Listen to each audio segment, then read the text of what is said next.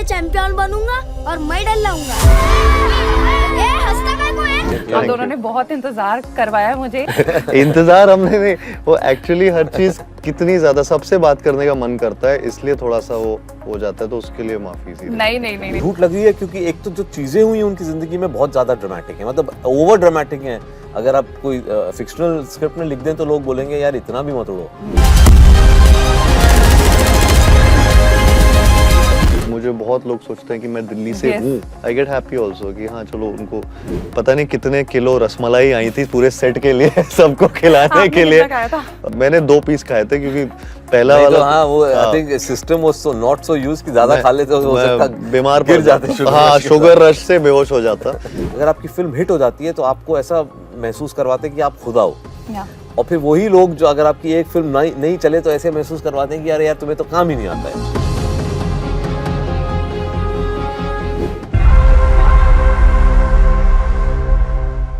Hi, I'm Ashu and you're watching me on Filmy Beat. Today I'm sitting with an actor-director duo जो बहुत जल्द एक बेहद inspiring film लेकर आ रहे हैं। फिल्म का नाम है Chandu Champion. Please join me in welcoming ace filmmaker Kabir Khan sir and superstar Kartik Aryan.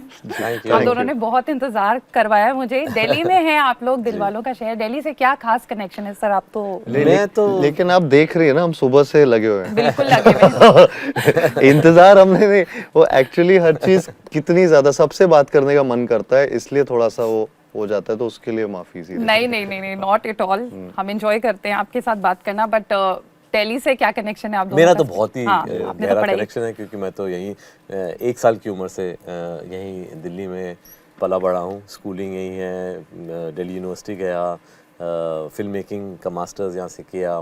काम भी मैंने डॉक्यूमेंट्री जब बनाता था मैं यहीं था। फिर उसके बाद जब एक सपना आया कि नहीं बड़े पर्दे पे एक फिल्म बनाना है, तब मैंने शिफ्ट किया यहाँ से दिल्ली से बॉम्बे। लेकिन अदरवाइज तो दिल्ली तो is where I've completely been Heart of India। जी। कार्तिक, कुछ स्पेशल कनेक्शन दिल्ली से? मैंने बहुत शूटिंग यहाँ पे बहुत की है। मेरे मैक्सिमम मुझे ऐसा लगता है कि दिल्ली में बहुत ज़्यादा मुझे प्यार मिला है दिल्ली से। ये पूरा रीजन जो है ये नॉर्थ क्या होता है, क्योंकि मैं ग्वालियर से भी हूँ, तो ग्वालियर यहाँ से थोड़ा सा पास पड़ता है, तो मेरे लिए दिल्ली एक वो बड़ा शहर था जहाँ ग्वालियर से मैं अगर जाता भी था तो दिल्ली सबसे ज़्यादा आता था। और यहाँ पे मेरे कुछ रिलेटिव्स भी हैं शुरुआत से यहाँ पे, तो एक वो सेकंड होम की तरह रहा है हमेशा से। And I've realized with all these films जो मैंने इनिशियल डेज में अपने की थी, प्यार का पंचनामा या पंचनामा 2 या सोनू के टिटू, ये सब बहुत दिल्ली। बहुत लोग आपको दिल्ली बॉय रिलेट भी करते बहुत हैं। मेरे को काफ़ी टाइम तक लोग एक्चुअली अभी तक मुझे बहुत लोग सोचते हैं कि मैं दिल्ली से हूँ।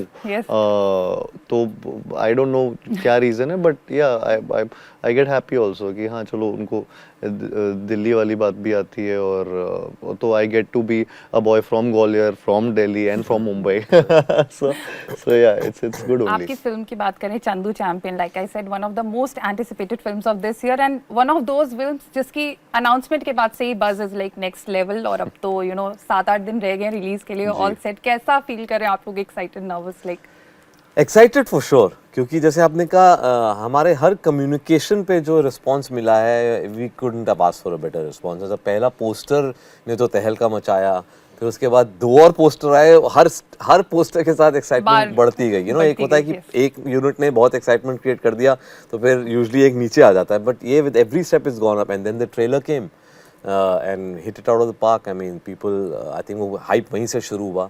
सबने अचानक देखा था कि ये कुछ नई चीज़ आ रही है, कुछ अलग चीज़ आ रही है, कुछ बड़ी चीज़ आ रही है, और कुछ ऐसी चीज़ आ रही है जो थिएटर में, आई थिंक वो बहुत इंपॉर्टेंट है। बहुत लोगों का जो रिएक्शन था कि यार ये हमें थिएटर में देखना है, तो इसलिए बहुत एक्साइटमेंट है। और ट्रेलर के बाद से तो फिर, और 2 गाने भी हमारे बहुत सत्यानाश became an instant hit, watching Kartik dance like that with complete abandon, train के ऊपर, ट्रेन के अंदर, और फिर उसके बाद तू है चैंपियन तो अब एक एंथम बन गया है। तो अभी एक तीसरा आने वाला है कुछ दिनों में जो हमारा एक्चुअली बहुत ही स्पेशल गाना है। So we are very confident कि, and we are very confident the film, actually content बहुत अच्छा है हमारी फिल्म का। I hate to say it myself, it sounds a little immodest, लेकिन जेन्युइनली एक अच्छी फिल्म बन गई है and we can't wait to share it with जब ये people. Sir I start from the scratch, ये आइडिया कैसे क्रॉप अप हुआ आपको, कब डिसाइड किया फिल्म बनानी है, और when you met Muralikant Petkar sir for the first time, जी। उनका क्या रिएक्शन था फिल्म को लेकर? तो एक्चुअली मेरे को किसी ने एक पुराना आर्टिकल एक अखबार का दिया और बोला कि आपने ये पढ़ा है, क्योंकि उनको मालूम है मुझे इस किस्म की कहानी में दिलचस्पी है।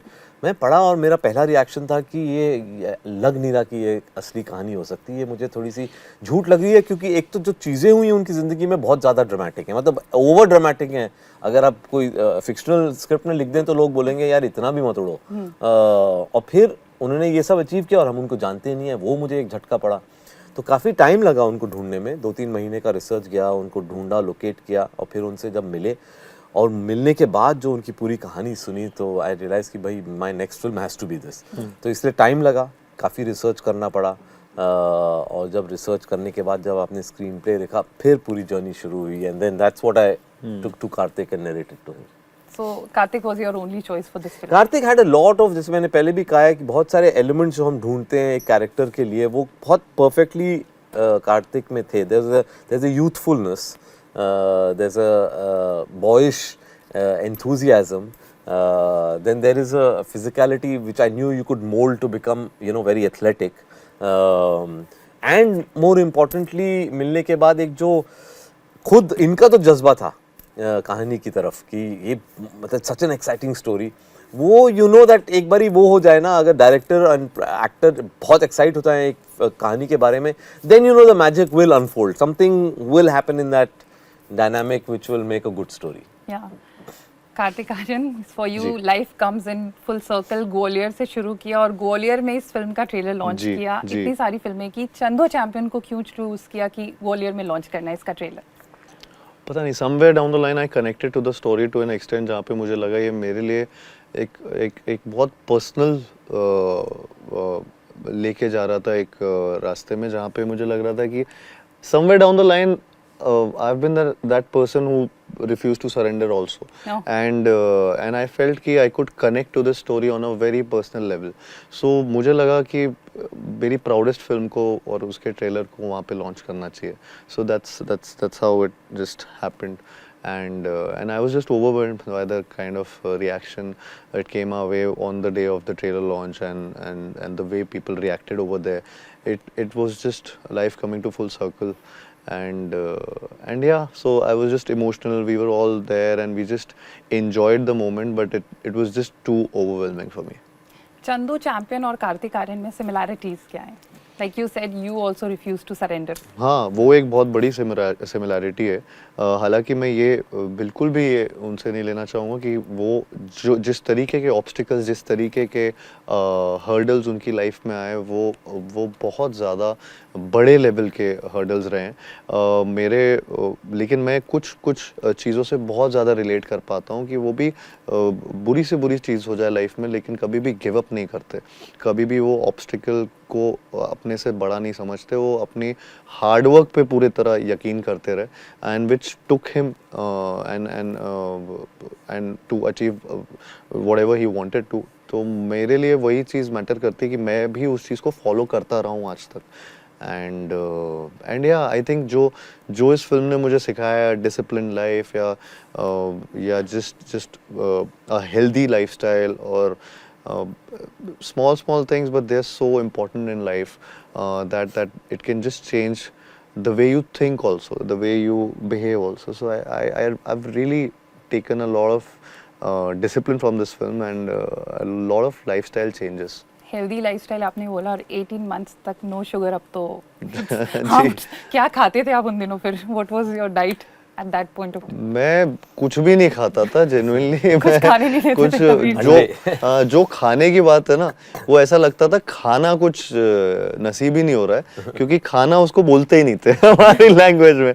तो वो अब मील्स थे जो मैं खाता था, मैं सैलेड था या फिर बीन्स थे या वेजीज थे, मतलब इट्स जस्ट वो बहुत ही कोई भी टेस्टलेस चीज़ ले आओ वो डाइट का मतलब होता है मुझे मैंने ऐसा रियलाइज कर लिया था, क्योंकि मेरी लाइफ में टेस्ट मतलब कि या तो आप आइसक्रीम खा रहे हो, या तो आप रसमलाई खा रहे हो, या मीठा है, या कुछ बर्गर है, या पिज्ज़ा है, या ये सब चीजें आउट हो चुकी रसमलाई को हैं। आपने नेशनल स्वीट्स बना दिया है। वो शूट खत्म हुआ and what was that story? आपने फर्स्ट टाइम लाइक सर को पता था आई थिंक कि मैं क्योंकि शुगर छोड़ रखा था, सब कुछ छोड़ रखा था, तो वो एक चीज थी जो मुझे बहुत पसंद थी, रसमलाई। एंड तो वो रैप जिस दिन हुआ पिक्चर का पूरी तरह से फिल्म लास्ट डे, उस दिन आई थिंक पता नहीं कितने किलो रसमलाई आई थी पूरे सेट के लिए सबको खिलाने आपने के लिए। कितना खाया था? और मैंने 2 पीस खाए थे क्योंकि पहला नहीं वाला तो हाँ, वो I think system was so not so used कि ज्यादा खा लेते तो हो मैं सकता बीमार गिर पड़ जाते जाता। हाँ, शुगर रश से बेहोश हो जाता क्योंकि वो अचानक से इन्होंने वो सरप्राइज मिला कि हाँ ये रसमलाई खिला रहे, तो मैं पहला वो 1.5 साल बाद आई थिंक वो खा रहा था कुछ भी ऐसा मीठा। एंड वो इतना मीठा, मतलब रसमलाई तो एकदम ही शुगर रश है, तो मेरे लिए सडनली अचानक शॉक लगा और दूसरा फिर भी खा लिया, लेकिन उसके बाद मैंने कहा बहुत गिल्टी फील हो रहा था तो मैंने बस बंद किया वहाँ। अच्छा, द फर्स्ट थिंग कोई भी नोटिस करेगा इस फिल्म को लेके इज द ट्रांसफॉर्मेशन, द जी, physical transformation, everything, but mentally also you transformed into like India's first Paralympic gold medalist. Which was more difficult, the physical transformation or getting into his character? Both, I would say both, दोनों physical and emotional transformation मेरे लिए बहुत ज़्यादा important था इस film के लिए, और वो पहली बार मैं ऐसा कुछ कर रहा था, तो all the more added pressure था दिमाग में कि ये करता हूँ, ये नहीं करता हूँ, और सर से पूछता रहता था ऐसा करें वैसा करें क्या।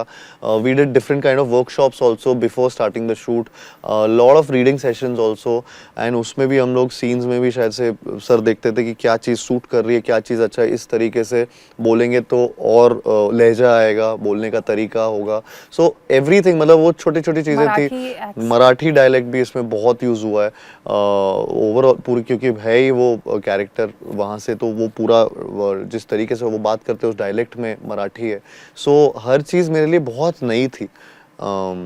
सो हाँ, मेरे लिए मैं ये नहीं बोलूँगा कि मेरे लिए सिर्फ फिजिकल ट्रांसफॉर्मेशन सबसे डिफिकल्ट पार्ट था, I think emotional mental transformation also बहुत ज़्यादा ज़रूरी था इस फिल्म के लिए, जो it took a toll on me. आपने बहुत सारे इंटरव्यूज में बोला I am a director's actor, जी, डायरेक्टर्स आपसे पूछते हैं इसी Absolutely. I think Karthik is somebody who really understands the material and the brief and very easily changes it to a slight brief. तो क्या होता है कि ऐसा नहीं होता कि जब obviously जब आप रीडिंग्स करते हैं तो अंडरस्टैंडिंग तो आ जाती है, तो ऐसा नहीं होता है कि कुछ एक ऐसा टेक है कि बिल्कुल ही दूसरी गली में घुस गए। नुआंसेस की बात होती है, और वो नुआंस को रिकग्नाइज करना और सिर्फ उतना चेंज करना is a very tricky part, and that is something I think Kartik was very quick and very fast. मतलब लिटरली कभी-कभी तो एक इशारा करते थे हम और वो चेंज हो जाता था। बहुत अच्छी ट्यूनिंग की बात है। एक लाइन में बोलता था जस्ट लाइक नहीं become a boy, and suddenly you would notice that from a man the smile would become कि एक छोटे बच्चे की जो smile होती है। So these are the things that really help, and I think these also come from working together on the material, doing your readings, doing your homework, really internalizing all the material and going on to the set. तब आपका काम बहुत आसान हो जाता है। You also said that this is your most difficult film till date. Yeah, Sir, yeah, you also feel the same? हाँ, ये this is a very tough film for any actor, because इसके लॉजिस्टिक्स भी बहुत बड़े हैं, locations multiple हैं, और physical endurance बहुत हाई है, क्योंकि स्किल्स भी बहुत सीखने हैं। मतलब 3 स्पोर्ट तो पूरे इनको सीखने, कुश्ती, boxing to a huge level, because in boxing and swimming तो he's going to an international level and competing against international athletes. तो सारे जो हमारे जो सपोर्टिंग कास्ट है वो एक्टर्स नहीं है, वो actually international level, Olympic level के बॉक्सर्स और स्विमर्स हैं, तो वो था। एंड एज यू सेड, एक मेंटल आउटलुक भी जो बनाना पड़ता है to portray somebody like Murlikant Petkar, it's a journey, and it's a journey that you can't be distracted from, you can't get away, so that needs discipline. ऐसा नहीं है कि आप शूट करे वापस गए और फिर आप कुछ को और कर रहे हैं, नहीं कर सकते, आप वो जोन में घुस जाते हैं और फिर आप वो उनकी तरह जीने लगते हैं। Like he really started living like an athlete, lived like a champion. आपकी फिल्म का ये जो टैगलाइन है, the man who refuse to surrender, real life में आप दोनों के लिए, because both of you are outsiders, जो जिसको हम अपने टर्म में बोलते हैं, तो कोई ऐसा मौका आया जब लगा कि लाइक ऐसा लग रहा है कि हाँ आप गिव अप करना है, लेकिन आपने नहीं किया? नहीं, बहुत बड़े बड़े ऑब्स्टिकल्स आते हैं, एंड एज यू सेड जब आप आउटसाइडर होते हैं तो यू नो कि आसान नहीं होगा, लेकिन आई थिंक एक आउटसाइडर होने का एक बहुत बड़ा फायदा है जो लोग बात नहीं करते हैं, जो जिसे कहते हैं फायर इन द बेली, वो बहुत स्ट्रांग होती है, तो वो आपको गिव अप नहीं करने देती। अगर आप हो जब आपका कंफर्टेबल एक एंट्री है, कंफर्टेबल आपके पास एक्सेस है, आपको पता है कि चलो ये नहीं चलेगी तो आगे कुछ मिल ही जाएगा, तो आप थोड़े से लेट बैक हो जाते हैं। जो बाहर से आते हैं ना, वो जो एक जज्बा लाते हैं और जो अंदर की आग जो होती है ना, वो बोलती है बेटा ये करना ही करना है, क्योंकि फिर आगे हो ना हो, you have to go and grab it, and that helps a lot in our journey. या यू कार्तिक, क्वेश्चन क्या था? एज एन आउटसाइडर, हाँ, ये जो लाइन है, man who refuse to Correct, surrender, correct. आप इस इंडस्ट्री में आते हैं क्योंकि आप नहीं बिलोंग करते हैं यहाँ से। Correct. आपकी लाइफ में कोई ऐसा मोमेंट आया है हाँ, जहाँ आपने वही मोमेंट्स आते हैं, कई बार बहुत मोमेंट्स ऐसे आते हैं जो बहुत डिफिकल्ट लगते हैं, एंड लेकिन वही सेम मैं वही बात रिपीट करूंगा जो सर बोल रहे थे कि वो giving, never to give up वाला जो एटीट्यूड आता है, वो उसी से आता है, क्योंकि वो एक फायर रहती है विद इन कि नहीं यार, ये अपॉर्चुनिटी जितनी भी लेवल की मिली हो, उस लेवल से भी ऊपर का काम उसमें करना है, ताकि वो कोई गुंजाइश खुद के दिमाग में रिग्रेट ना रहे कि कल को मैं सोचूंगा अरे यार मैंने ये इसमें मेहनत कर लिया होता या कुछ कर लिया होता, शायद कुछ और, मैं वो रिग्रेट कभी भी करना नहीं चाहता हूँ लाइफ में। सो आई थिंक वो वहाँ से ऑटोमेटिकली आता है। आई हैव सीन, मतलब मैंने अपने मॉम डैड, मम्मी पापा के भी स्ट्रगल्स में लाइफ में बहुत देखे हैं, तो उनको भी उस पे लड़ते हुए अपने स्ट्रगल को ओवर पार करते हुए देखा है, and I think somewhere down the line वो मैंने सीखा है। And there are so many examples in our industry also जिन्होंने अपनी चीज़ें खुद के दम पे बनाई हैं, and they are great examples. तो which is great, and you feel so proud of your journey जब आप खुद से कोई चीज़ें अचीव करते हैं, and that's what it is. तो वो कभी भी ऑब्स्टिकल्स आ रहे हो, वो सिचुएशंस तो हमेशा बनती रहेंगी, अभी भी आगे भी बनेंगी, पहले भी बनती थी, लेकिन उनको कैसे टैकल करना है, आई थिंक वो बहुत ज़रूरी है कि वो आप कभी लेड बैक वाली सिचुएशन में ना आए, जो आई थिंक मैं पर्सनली कभी नहीं जाना चाहता हूँ, ना जाऊंगा। मुझे इंटरव्यू रैप अप करने के लिए इशारा किया जा रहा है, लेकिन जाते जाते success and failures go hand in hand. How do you handle failures and you also, like I think it's very simple. This is something I've always said कि अगर if you don't take your success too seriously, you won't get affected by your failure. और ये हमारी industry में बहुत important है। ये might sound like a cliche, लेकिन I have seen more people getting destroyed by success than by failure. क्योंकि क्या है कि हमारी इंडस्ट्री ऐसी है, हमारा फिल्मों का इकोसिस्टम ऐसा है, चाहे वो ऑडियंसेस हों, क्रिटिक्स हों, फिल्म इंडस्ट्री के लोग हों, अगर आपकी फिल्म हिट हो जाती है तो आपको ऐसा महसूस करवाते हैं कि आप खुदा हो। और फिर वही लोग जो अगर आपकी एक फिल्म नहीं चले तो ऐसे महसूस करवाते हैं कि यार तुम्हें तो काम ही नहीं आता है। तो अगर आप उसको नहीं सीरियसली लोगे तो आप फिर उसका आपको इफेक्ट नहीं पड़ेगा। तो आई थिंक लेवल हेडेड रहना पड़ता है, हमें काम करना पड़ता है। हमने ऐसी इंडस्ट्री को चुना है जहाँ पे हाइज एक्सट्रीम है और लोज एक्सट्रीम है, लेकिन आप अगर अपने काम पे ध्यान दोगे and you believe in your self and trust your conviction, then I think you'll be able to surpass all the ups and downs. Kartik, from Pyaar Ka Panchnama to your first biopic with the Kabir Khan, कैसा लग रहा है आपको इंडस्ट्री में? How do you see your career? Magical. I'm living my dream and that's about it. I don't want this dream to stop. The film looks super inspiring. 14th of June को at a theaters near you. आप देखिए और बताइएगा कैसी लगी आपको film.